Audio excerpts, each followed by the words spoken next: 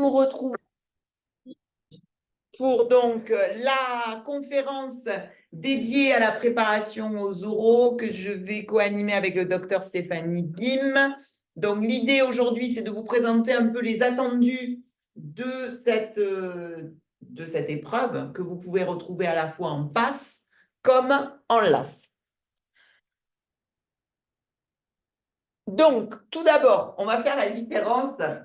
Alors, ne te moque pas, effectivement, je n'ai pas commencé par le plus simple, entre grand admissible et admissible pour vous faire comprendre dans quel cas vous seriez appelé aux oraux. Si vous êtes grand admissible, ça veut dire que vous passez directement, si vous êtes grand admissible médecine, vous pouvez passer directement en deuxième année de médecine et donc vous n'avez pas la chance de pouvoir tester cette épreuve que sont les oraux. Néanmoins, vous pouvez être dans certains cas particuliers où vous pouvez être grand admissible, j'ai mis en pharma, mais le cas le plus classique, c'est que vous êtes grand admissible en médecine, mais vous n'êtes pas grand admissible, par exemple, en dentaire. Donc, vous avez un choix cornélien qui se pose face à vous, c'est soit vous acceptez de partir en médecine, et donc vous laissez tomber le fait d'aller en dentaire, soit vous êtes vraiment fan de quenottes, de ratiches, et donc vous voulez être vraiment dentiste. Donc, dans ce cas-là, vous allez devoir laisser votre place de grand admissible en médecine et devoir concourir aux oraux pour avoir une place en dentaire, au risque à la sortie de ne rien avoir. Oui. Étant donné le poids conséquent des oraux par rapport aux écrans. Je crois que j'ai été plus claire cette fois-ci, non? Oui, c'est très clair. Je m'améliore. Donc, au niveau des modalités, ce sont 2 oraux de 10 minutes qui vont compter pour 30% de la note globale. C'est-à-dire que vos notes du premier et du deuxième quadrimestre, que ça soit en passe ou en LAS, seront coefficientées à 70%. Et ces oraux vont compter pour 30% de la note globale. Donc, une part quand même relativement importante. Vous serez face à un jury de 3 personnes. Ce jury est différent entre vos 2 oraux. Le jury ne connaît ni votre identité, ni vos notes, oui, ni votre classement, ni votre choix de filière. Avec une particularité, c'est que la faculté de médecine est représentée et généralement, sur les 3 personnes, il doit y avoir des facultés, par exemple de droit ou faculté UT1, UT2, UT3 doivent être représentées, généralement au moins sur une classe. Autre chose importante, c'est que comme pour les Écosses, pour l'internat de médecine, le jury, c'est complètement anonyme. Il ne connaît ni l'identité des étudiants, ni leurs notes, ni leur classement, ni leur choix de filière et ni leur provenance. Donc ça, c'est intéressant pour notamment les oraux qui vont être passés éventuellement par des LAS droit, parce qu'on va vous expliquer que ce sont des aptitudes psychosociales. Le jury ne sait pas de votre faculté d'origine.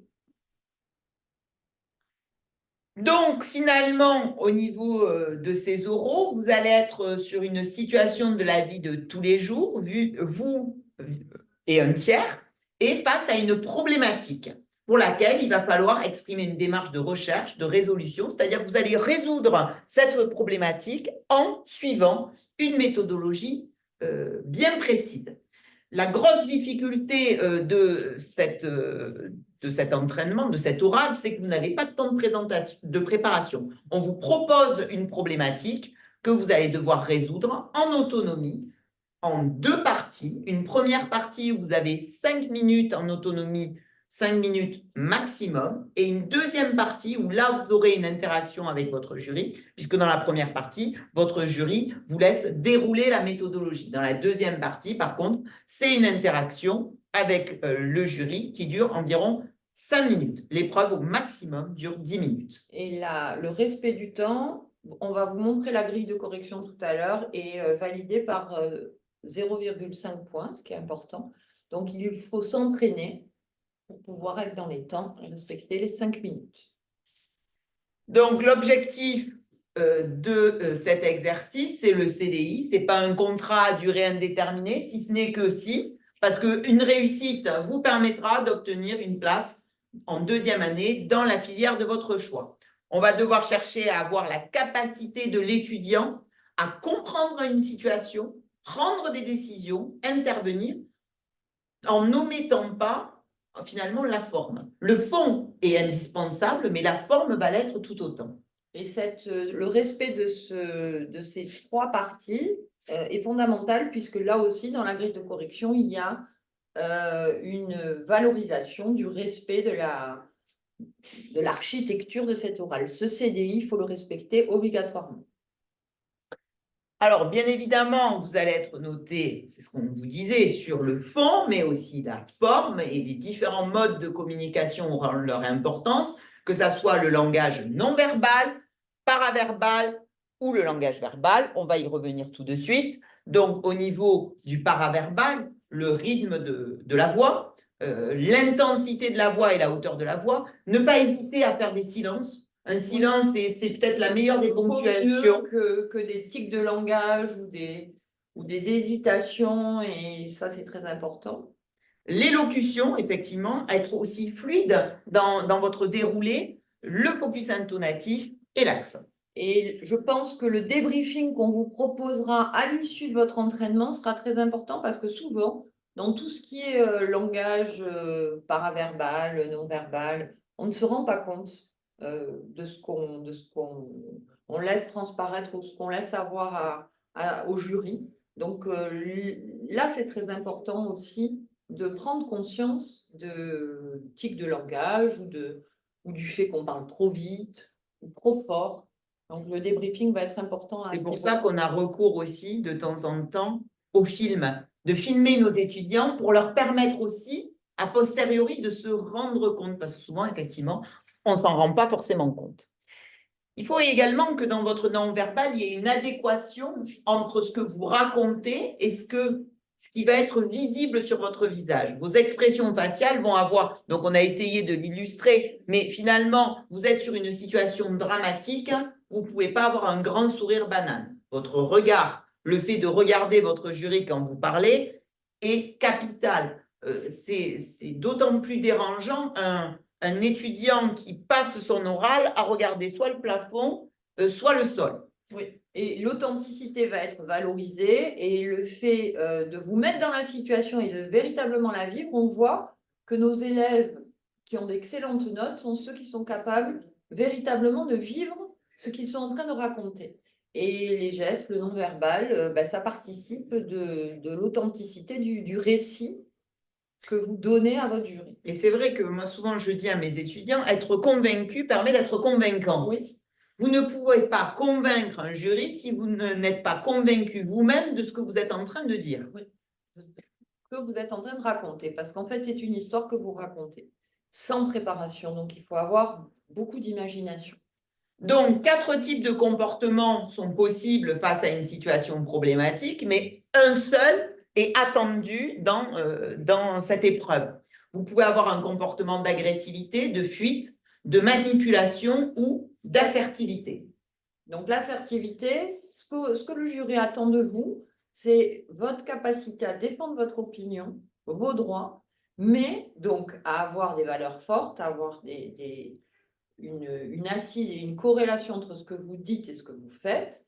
Mais en revanche, vous ne devez pas, lorsque vous exprimez votre positionnement par rapport à la situation qui vous est soumise et que vous devez résoudre, vous ne devez pas empiéter sur le droit des autres. Donc, ne pas être dans l'agressivité, ne pas être dans la fuite et ne pas être dans la manipulation. Or, là aussi, quelquefois, dans les solutions que les étudiants nous donnent, on se rend compte que finalement, ils essaient de biaiser, ils essaient de… Et c'est important d'avoir un débriefing là-dessus, parce que l'assertivité, c'est quelque chose qui se travaille. C'est pas inné. Non. Ça se travaille parce que ils ont tendance régulièrement, bon, on les pousse aussi, hein, c'est l'objectif de cette deuxième partie, vers de la manipulation, vers de l'agressivité, alors que non, il faut rester très ferme sur ce positionnement qu'est l'assertivité. Alors, pour que vous le visualisiez de façon plus facile, on vous donne un exemple. Avec un de vos amis, vous avez commandé ensemble sur Internet un objet, exactement le même. Vous allez ensemble le retirer en magasin quelques jours plus tard. À l'ouverture de votre paquet, vous constatez que votre objet est abîmé, alors que celui de votre ami est intact. Donc, il y a plusieurs façons de réagir. vous pouvez avoir un comportement d'agressivité, vous enfilez les gants de boxe et vous allez exprimer votre contrariété auprès du commerçant. La fuite, vous ne dites rien à personne et vous prenez sur vous. La manipulation, ça peut être malin, effectivement. Vous dérobez et vous faites un échange, comme ça, finalement, c'est votre ami qui se retrouve avec l'objet abîmé. Ou, finalement, le comportement qui est à privilégier, c'est l'assertivité. Donc, on vous rapportez l'effet au commerçant calmement et vous tentez de trouver une solution pour l'ensemble des protagonistes aussi. Hein. Qui soit mutuellement acceptable, à la fois pour le commerçant, pour votre ami et pour vous. Donc, on a essayé de dresser quelques règles d'or de l'excellent candidat, puisque ce qu'on cherche évidemment, c'est de vous amener vers la réussite. On l'a dit tout à l'heure, le poids est important. Donc, on considère que la résolution, le fond est très important, évidemment. C'est une résolution intelligente, plausible et structurée. Donc, structurée, ça veut dire qu'il respecte les prérequis de l'oral, puisqu'on va vous montrer la grille. Après, c'est extrêmement précis et vous devez respecter cette architecture de l'oral. La résolution intelligente, ça veut dire que il faut que vous puissiez vous démarquer avec, même si ce n'est pas un oral académique, quand même une culture générale est bienvenue sur certains sujets d'actualité qu'on vous proposera. Plus vous faites de sujets, plus vos résolutions seront intelligentes et moins vous serez évidemment avec un effet de surprise le jour J. La règle d'or également, c'est l'authenticité, c'est-à-dire que vous devez physiquement, en ce qui concerne votre tenue, votre coiffure, ça doit vous ressembler. Faut pas. Alors, ça doit vous ressembler, authentique. Mais il y a quand même un peu des normes sociales. Exactement. Le crop top, mesdemoiselles, pourquoi pas sur les entraînements? Effectivement, pour la rétine du jury, ça peut être intéressant. Décemment, le jour J, c'est non. Enfin, vous devez quand même, alors ça doit vous ressembler, certes, mais ça doit être quand même un peu normé. Normé, et puis c'est une marque de respect vis-à-vis de votre jury, donc vous devez bien évidemment arriver avec une tenue révérencieuse quand même. C'est un jury, un oral pour devenir médecin, pharmacien ou toutes les autres filières qui vous sont proposées. Et bien sûr, votre façon d'être, être calme, être confiant, croire en vous, avoir une confiance et une estime de vous-même. C'est pas facile, ça se travaille, ça aussi. Et c'est l'entraînement qui va vous permettre le jour J d'arriver plutôt posé, en confiance et gagnant.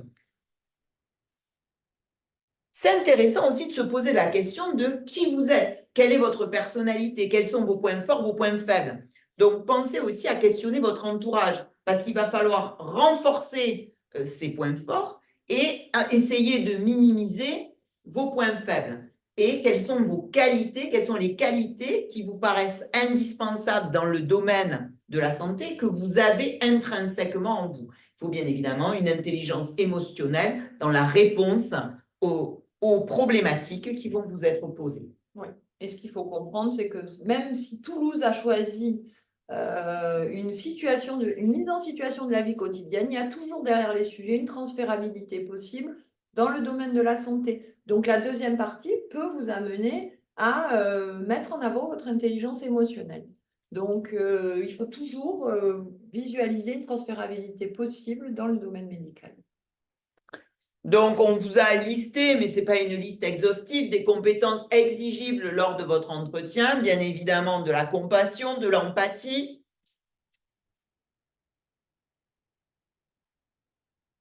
Hop là, alors, nous avons un petit problème technique, ce sont les joies du direct.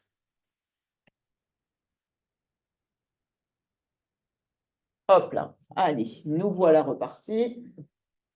Donc, les compétences exigibles, donc la compassion, l'empathie, la maturité, la communication orale, le professionnalisme, l'altruisme, l'intégrité, le leadership, effectivement, d'être moteur au sein d'un groupe, la curiosité intellectuelle, le travail d'équipe qui est indispensable en tant que professionnel de santé, parce que pour permettre une approche globale du patient, c'est vraiment les compétences de plusieurs professionnels de santé au profit de votre patient.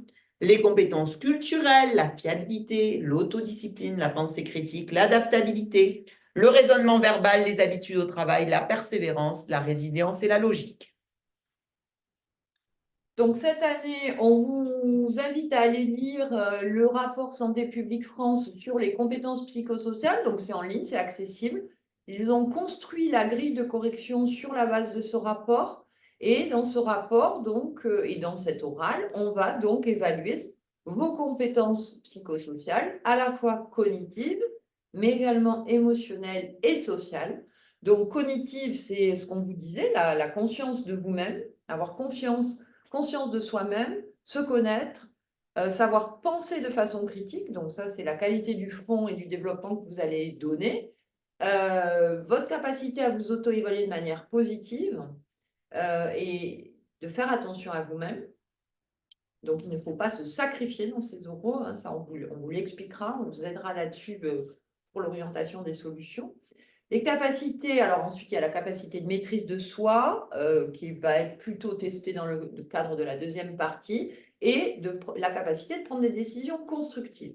Au niveau émotionnel, c'est la régulation des émotions. Cette année, on vous l'expliquera, il y a eu quelques changements relatifs aux émotions, avec une part très importante des émotions, d'avoir conscience de ses émotions et de son stress, savoir réguler ses émotions et savoir gérer son stress. Et enfin, également, la communication dans la partie 2 qui est notée et qui a pas mal de points attribués à cette communication, votre capacité d'écoute qui doit être empathique, votre communication qui doit être efficace, constructive, votre capacité à développer des relations constructives avec les autres, à développer des liens sociaux, à dégager des attitudes et des comportements prosociaux, puisque comme Clément le disait, le travail médical du médecin, c'est un travail généralement aujourd'hui en équipe et même pour les autres professions de santé, et votre capacité à résoudre des difficultés, à savoir demander de l'aide. Il ne faut pas hésiter à demander, à poser des questions au jury quand vous ne comprenez pas tous les termes du sujet,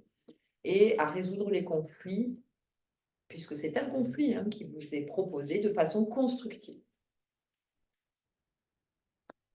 Donc, comment on va répondre à cet oral? Il n'y a pas de correction de type, mais il va falloir respecter une méthodologie précise.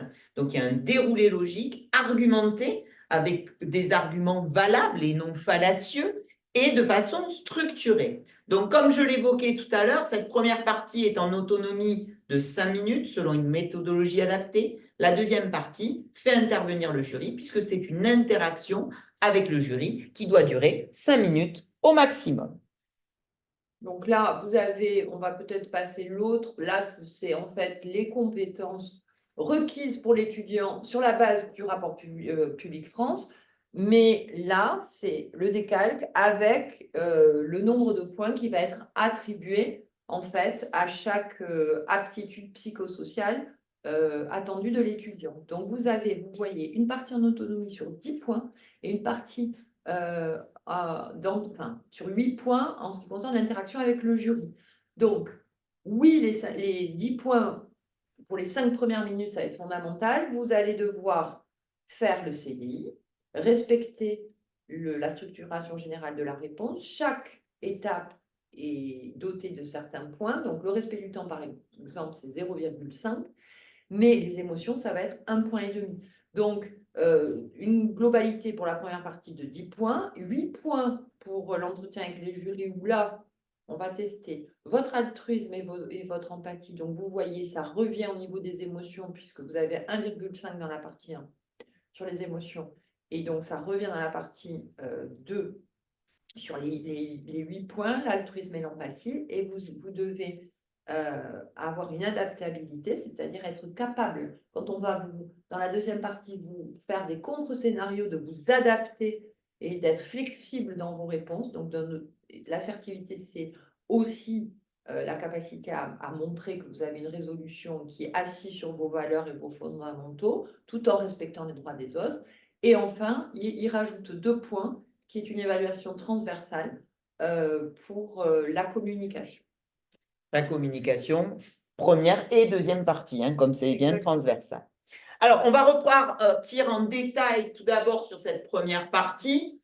Tout d'abord, on va vous demander de reformuler l'intitulé de façon fluide, simple, en utilisant le « je ».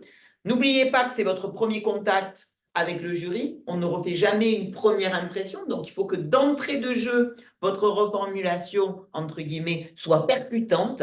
N'hésitez pas à demander de l'aide si vous avez un problème, notamment de vocabulaire ou de compréhension sur le sujet pour vous éviter un hors-sujet tout le long de cette première partie. Et vous pouvez, pardon, commencer le contexte. C'est ça. Et commencer à contextualiser légèrement. Suite à cette reformulation, alors on l'a posé en 2 émotions, mais en fait les émotions vont s'égrener tout au long de cette première partie, mais c'est important de commencer d'entrée à donner vos émotions et les émotions du tiers. Le bonus, ce sera bonifié si vous pouvez expliquer l'origine de votre émotion. Là aussi où on demande un travail, c'est sur votre champ lexical. On en a marre d'avoir des émotions bateaux. Donc, on vous conseille la liste des émotions de Rosenberg.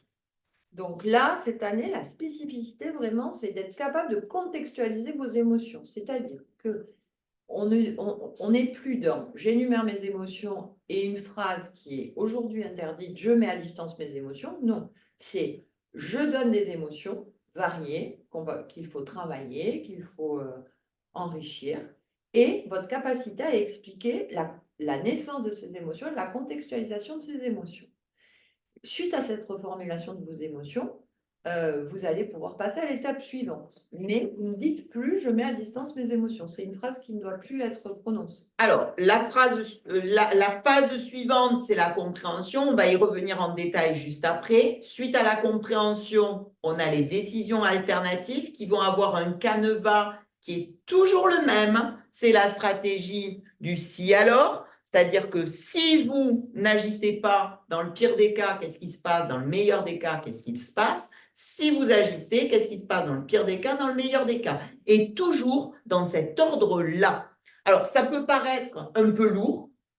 C'est la volonté de la faculté. C'est imposé. C'est un algorithme imposé. C'est un algorithme imposé que vous devez respecter. Toujours, je n'agis pas pire à meilleur, j'agis pire meilleur. On arrive à la solution gagnante. Solution gagnante, c'est la solution la plus mutuellement acceptable, qui va être 99% du temps, bien évidemment, d'intervenir. Attention, cette année, Jean-Noël Verne a bien précisé qu'il pouvait poser un sujet où la meilleure des options était de ne pas intervenir. Puis vient la phase d'intervention. Qu'est-ce que vous allez mettre en pratique pour finalement mettre en œuvre votre décision? Donc, vous allez proposer des choses au tiers. N'hésitez pas à faire intervenir aussi d'autres participants. Votre tiers est-il d'accord, oui ou non? Et ça aboutit à quoi? J'en ai marre d'entendre des oraux où on m'ouvre une boîte à outils et on me dit « on pourrait ». Non, pas de conditionnel. C'est « on propose quelque chose », c'est « oui », c'est « non » et ça aboutit à quoi? Et finalement, après, on conclut. Donc, on va revenir plus en détail sur cette phase de compréhension. Donc, la phase de compréhension de la situation vise à montrer votre capacité à réduire donc, ce qu'on appelle les biais d'ancrage, c'est-à-dire la tendance que tout individu va avoir à ne retenir qu'une seule information qui l'arrange pour juger une situation. Éviter le biais de confirmation, c'est-à-dire considérer uniquement les informations qui confirment les idées ou la façon dont on a l'habitude d'appréhender une situation. Éviter les biais d'attribution, c'est-à-dire juger les autres sur leurs actes et non sur leurs intentions. Également, éviter l'erreur de la cause unique, c'est-à-dire ne pas avoir la maturité de voir qu'un événement est souvent plurifactoriel et qu'il n'a pas qu'une seule origine. Et ça, c'est vraiment une leçon en médecine. Hein. On sait très bien que, donc, comme il y a une transférabilité dans la situation médicale, la situation de la vie courante peut vous amener à développer les multiples origines de cette problématique. Ensuite, il faut mettre en jeu vos émotions. L'information, au départ, elle est parcellaire. Donc, ce qu'on va tester chez l'étudiant, ce qui est très difficile finalement, c'est qu'il n'y a pas de préparation. C'est ça. Donc il doit aller créer un scénario de façon très rapide, mais un scénario suffisamment ouvert pour avoir des choses à dire par la suite, des décisions, se retrouver face aux dilemmes, des décisions alternatives et avoir des interventions. Et cette phase, pour ça, elle est fondamentale. Ben, pour moi, c'est la phase Ouais. clé qui fait qu'un oral est réussi ou raté. Ouais. C'est-à-dire que aussi, il faut qu'elle soit réaliste. Hein. C'est-à-dire qu'il ne faut pas nous raconter une histoire abracadabrantesque. Enfin, c'est vraiment pas ce qu'ils veulent. Ils veulent du réalisme, mais néanmoins pas non plus, disons, un monde Angélique, c'est ce qu'on disait, pas le monde de oui-oui. Il ne faut pas non plus que vous facilitiez trop la tâche. Non. Qui est, entre guillemets… Passer au-dessus du dilemme en disant bah, finalement, il n'y a rien, il n'y a pas de problème. Il n'y a pas de problème, donc, parce que finalement, s'il n'y a pas de problème, il n'y a pas de dilemme, il n'y a pas d'intervention, il n'y a pas de conclusion, et entre guillemets, vous n'avez rien apporté face à ça, en sachant que l'objectif de cet oral, c'est vous avez apporté une solution à cette problématique de façon intelligente et structurée. Et si vous faites ça, ben, vous allez même vexer votre jury parce que le sujet, ça veut dire que le sujet qu'il vous a donné, vous ne voyez pas la difficulté. Or c'est quand même l'objectif de l'exercice qu'on vous propose. Donc, il faut trouver un juste milieu entre quelque chose de réaliste, d'authentique et quelque chose qui n'est pas un monde angélique. Donc, dans cette compréhension, c'est capacité à explorer une situation complexe. On évite bien sûr les jugements et souvent l'étudiant, sans s'en rendre compte, passe tranquillement du jugement moral et être capable de dissocier effectivement son impression immédiate de l'action à mener, c'est une marque de maturité. Prendre un temps de pause, de réflexion avant d'attaquer les étapes suivantes. Donc, c'est vraiment cette phase-là qui est une phase clé et qui détermine la réussite de votre oral, puisque dans la suite, après, si vous avez ouvert de façon suffisamment importante votre sujet, votre scénario, ben, finalement, la suite devrait potentiellement bien se passer.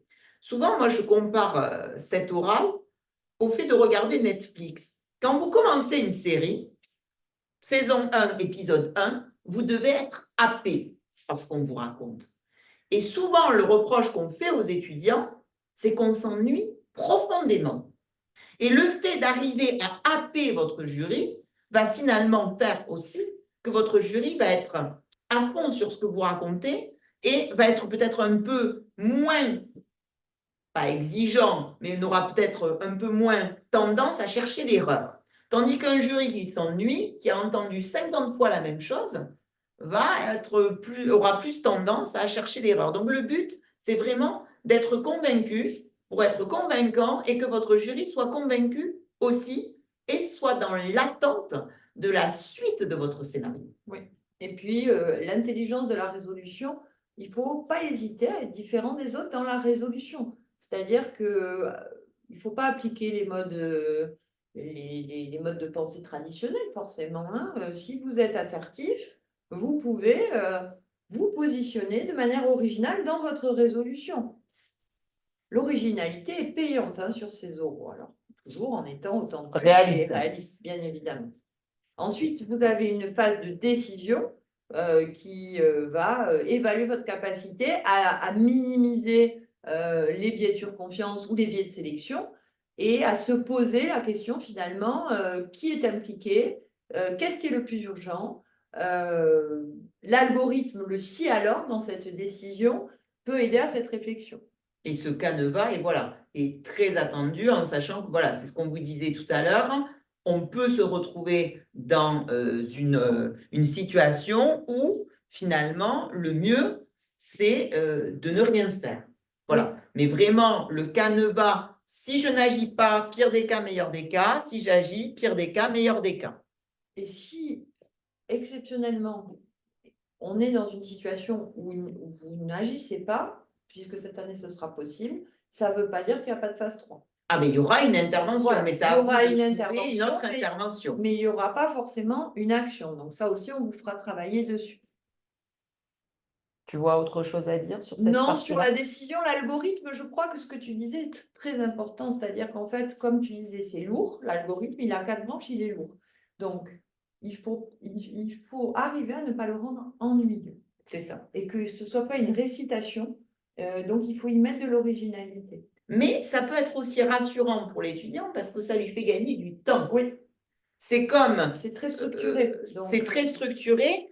On a omis tout à l'heure de vous dire qu'entre chacune des différentes phases, compréhension, décision alternative, intervention et conclusion, il faut ce qu'on appelle des phrases balises. Des phrases balises qui doivent donner l'information au jury de où vous en êtes.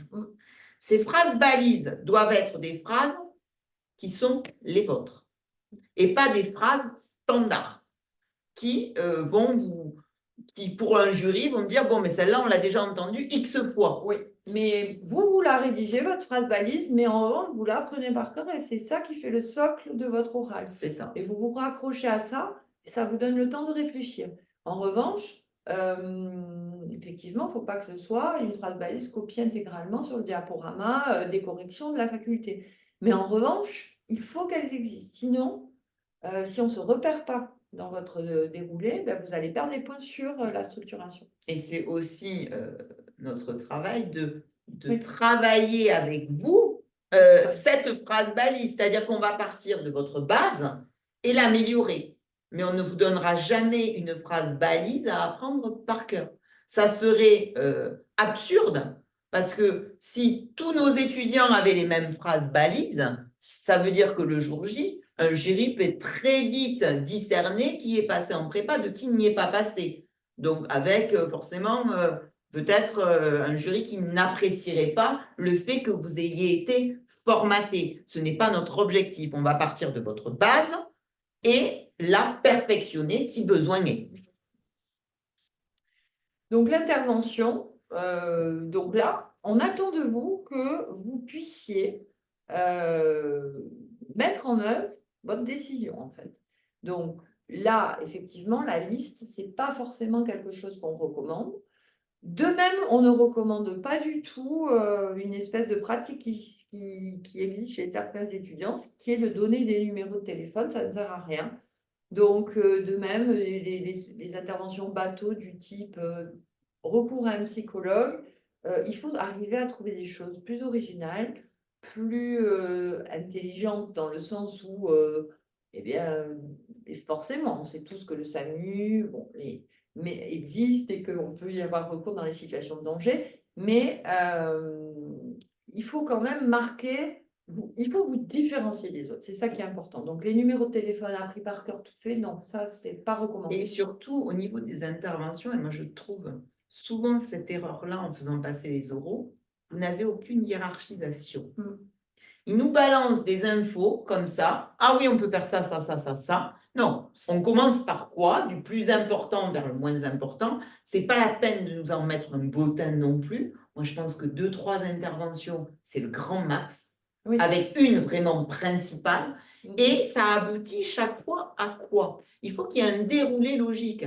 C'est bien de me dire, on peut faire ça, mais on ne sait pas si ça a été fait, si ça a été validé par le tiers et à quoi ça aboutit. Oui, et là où tu as raison, la hiérarchisation, c'est très important, et aussi la capacité de l'étudiant à aller chercher une aide extérieure, c'est-à-dire le respect, vous n'êtes pas censé pouvoir tout résoudre seul, loin de là.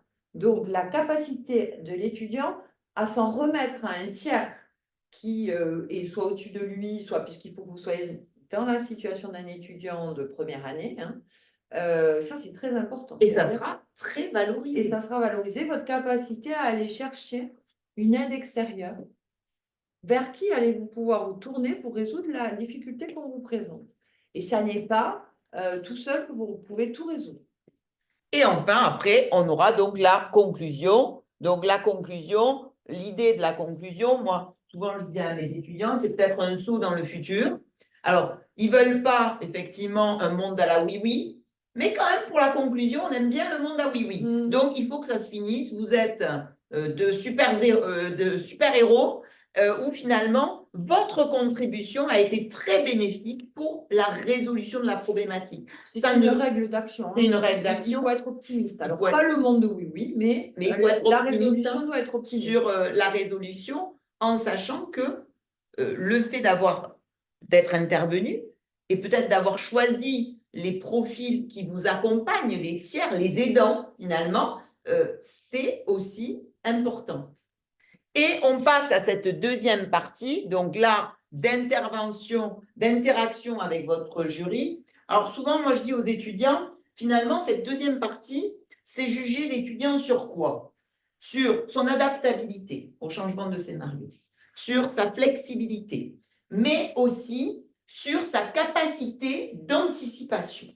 L'objectif de cette deuxième partie, c'est finalement pour un jury un peu de s'amuser. On voit si l'étudiant est solide sur ses appuis. On va vous balader à droite, à gauche. Donc, à vous, en amont, d'anticiper. Vous allez vouloir partir à droite, on va vouloir partir à gauche. Donc, à vous d'avoir déjà le coup d'avance pour pouvoir réagir à cette situation qui va être finalement mouvante tout le long de cette deuxième partie. C'est le jeu, hein. C'est le jeu. C'est-à-dire qu'en fait, ils veulent vous amener vers votre capacité. Ils veulent voir si vous êtes capable d'anticiper, de vous adapter, tout en restant assertif. Donc là aussi, c'est un juste milieu, donc c'est compliqué. Et aussi éviter la conformité sociale, c'est ce que je disais tout à l'heure, c'est-à-dire le prêt-à-penser. Il faut idéalement éviter aussi peut-être le politiquement correct et ne pas ancrer vos positionnements de peur de pouvoir choquer. Après, si c'est argumenté, si c'est intelligent et si vous êtes assertif, il vaut mieux être dans l'authenticité que dans la conformité sociale si ça ne vous correspond pas du tout.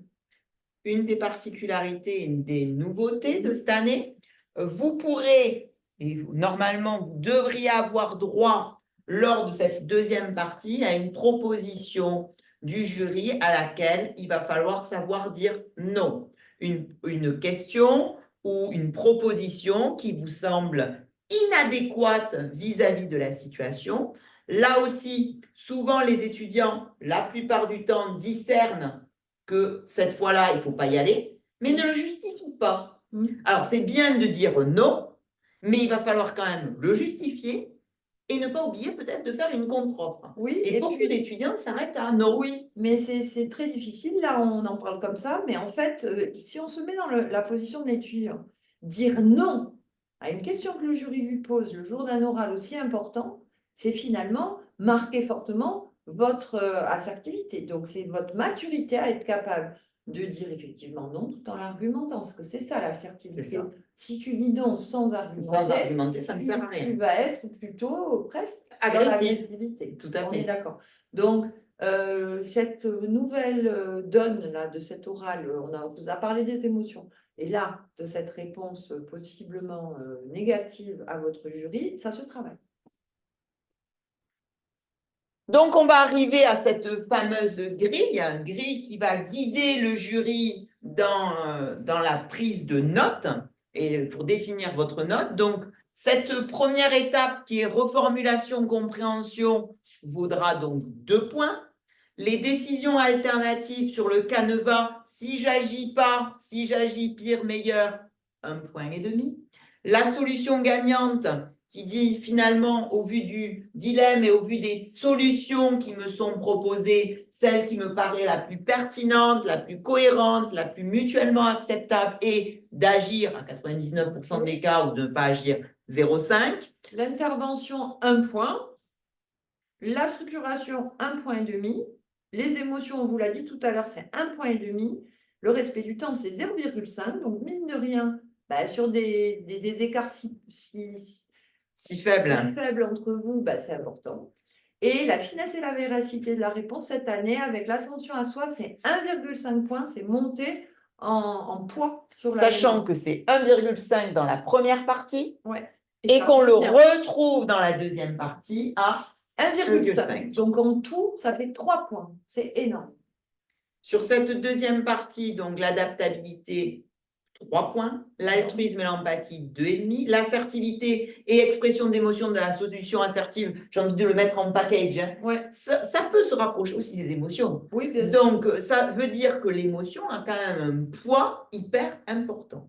Et au niveau de l'évaluation transversale de communication, 2 points qui sont sur une évaluation de votre communication, à la fois dans votre première et dans votre deuxième partie, 2 points. Oui, et dans cette transversalité-là, ces 2 points, voyez que la fluidité du récit est notée, mais surtout le ressenti d'une conviction. Donc, que vous soyez dans l'histoire, qu'on ait l'impression que vous êtes en train de vivre l'histoire et que vous êtes convaincu de ce que vous racontez. Donc, on vous a mis là rapidement quelques annales qui sont tombées chez les PASS en 2023. Un enseignant agrémente tous ses cours par des propos relevant des théories du complot. Comment pourriez-vous réagir face à cette situation? J'en fais 2. Ok. Vos voisins reçoivent des amis sur leur terrasse et vous entendez leurs jeunes enfants pleurer dans sa chambre depuis plus d'1 heure. Comment pourriez-vous réagir?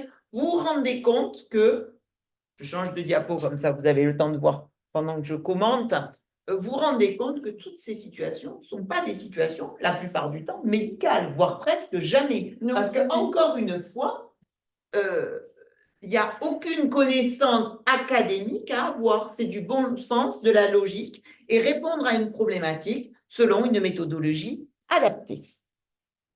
Donc, si vous souhaitez vous entraîner, on vous propose donc des entraînements à la carte, des oraux blancs, que ce soit chez le docteur Stéphanie Bimarbus ou chez nous au niveau des cours du CO. Nous fonctionnons de la même façon. Pour nous, si vous voulez, la préparation aux oraux, c'est quelque chose qui s'anticipe. Ce n'est pas du jour au lendemain qu'on devient très bon aux oraux, même si on peut avoir des capacités, une aisance à l'oral, il y a quand même une méthodologie à acquérir. C'est pour ça que nous, que ce soit les PASS, on a déjà commencé depuis le mois d'avril. Oui, plus d'1 mois. Les LAS, on a commencé déjà depuis 15 jours, 3 semaines. Donc, si vous souhaitez venir travailler avec nous à la carte, les oraux, vous pouvez nous contacter. Oui, c'est intéressant pour vous parce que c'est à l'oral et donc on a des formules où il n'y a pas d'engagement. En fait, ce n'est pas un forfait, c'est à l'oral. Voilà. Vous payez à l'oral sans engagement, avec quand même une particularité, et on est seul sur Toulouse, il faut quand même le dire. Chez nous, quand vous bossez face à face. Les oraux, c'est de l'individuel. C'est du face à face. Et ça, c'est très important. C'est-à-dire que nous, on ne fait pas une préparation aux oraux en groupe. On le fait face à face. Donc, vous passez l'oral devant le jury traditionnellement et après, on vous débriefe. Que vous puissiez assister à des oraux d'autres étudiants, c'est possible en groupe. Mais pour votre oral, c'est un débriefing en face à face. Et ça, c'est fondamental. C'est ça. Ça nous paraît fondamental parce que c'est là où on a les meilleurs résultats à l'issue. Alors, c'est sûr que de notre côté, ça nous prend plus de temps, mais c'est tellement satisfaisant au niveau des voir les résultats et de voir votre progression. Parce qu'à l'issue de ce débrief, l'idée, c'est de vous donner des caps en vous disant la semaine prochaine ou au prochain oral, on attend d'avoir travaillé ça. Et on augmente nos exigences au fur et à mesure avec un objectif qui est très clair, c'est que vous ayez 20. Ouais. Et là, on le voit nettement, on est à 15 jours des oraux, enfin 3 semaines des oraux à la faculté pour les PASS. Et là, franchement, tout le monde est quasiment opérationnel. Il manque peut-être pour 1 ou 2 élèves, peut-être quelqu'un qui pêche un peu sur les émotions, mais on sait ce qui reste à travailler et ils sont prêts quasiment. Voilà, là, ce qui n'était pas le cas au début. Alors, ce qui est une catastrophe au début, mais ce qui est normal, et c'est notre travail aussi de les amener à ça. Mais c'est vrai que là, à l'heure actuelle, on est sur des étudiants qui tournent à 15, 14-15. C'est pour ça que c'est très important, ce que dit Clément, c'est très important, toutes les semaines, que vous voyez votre évolution, vous prenez les notes des débriefings, ça ne se fait pas en gros sur 1 semaine en intensif. C'est aberrant. C'est pas possible. Il faut que vous digériez cet oral. Il y a quand même une structuration, c'est très original comme exercice. Donc, sur un one-shot d'1 semaine, ça ne peut pas fonctionner. C'est pour ça que nous, on vous prend des mois d'avril. Bon, après, pour les LAS, là, on a un peu plus de temps, puisqu'on est en juillet, donc on a encore 1 mois et demi. Mais voilà, nous, en tout cas, c'est notre conviction pédagogique, c'est-à-dire qu'il faut le faire régulièrement. Et l'important aussi, c'est changer d'interlocuteur. Parce qu'on a chacun notre vision, on a chacun nos sensibilités, plus sur la communication, plus sur la forme. Bon, bien sûr qu'on juge tous à peu près de la même façon, mais on va chacun axer sur une particularité. Et n'oubliez pas que le jour J, vous êtes sur 3 personnes différentes, 3 personnalités différentes, 3 attentes différentes, 3 parcours différents. Et donc, ça peut être intéressant, me semble-t-il, de changer d'interlocuteur, mais des interlocuteurs qui sont aisés, diplômés, professionnels de santé ou dans le droit, puisque, effectivement, au niveau du jury le jour J, vous aurez des représentants du T1. Et je pense que ça, l'expérience pour une préparation à l'oral, c'est très important. On a un recul, on a l'expérience de l'enseignement, l'expérience aussi, notre formation, nos diplômes. On a mis beaucoup d'années pour avoir nos diplômes et l'expérience dans l'enseignement. C'est pas le débriefing, c'est quelque chose, ça demande de l'expérience pour débriefer un étudiant et qu'il soit compétent le jour de l'oral. C'est important d'avoir quelqu'un qui vous écoute, qui entend ce que vous lui dites et qui vous donne des axes de progression. Et puis les résultats sont quand même parlants, puisque sur les 100, 150 qu'on suivait l'an dernier, on finit à peu près à 18 de moyenne au niveau des oraux, ce qui amène quand même à un vrai plus, sachant que quand même l'oral coûte 30% de la note globale. C'est sûr qu'avoir une note, un 12 ou un 13, bah, ça ne va pas changer grand-chose. Un 18, ça peut quand même... Ça fait tout basculer. Tout basculer et vous retrouvez, vous passez de médecine, vous pouvez donc récupérer une place en médecine, surtout si vous aviez une carence au préalable où il vous manquait quelques points. Ça peut faire toute la différence. Nous espérons avoir été clairs ce soir sur cette formation sur les oraux. Donc, n'hésitez pas à nous contacter si nécessaire, si vous avez besoin de passer des oraux ou de plus amples informations. Nous vous souhaitons une très belle Bonne soirée. À soirée, bientôt. merci.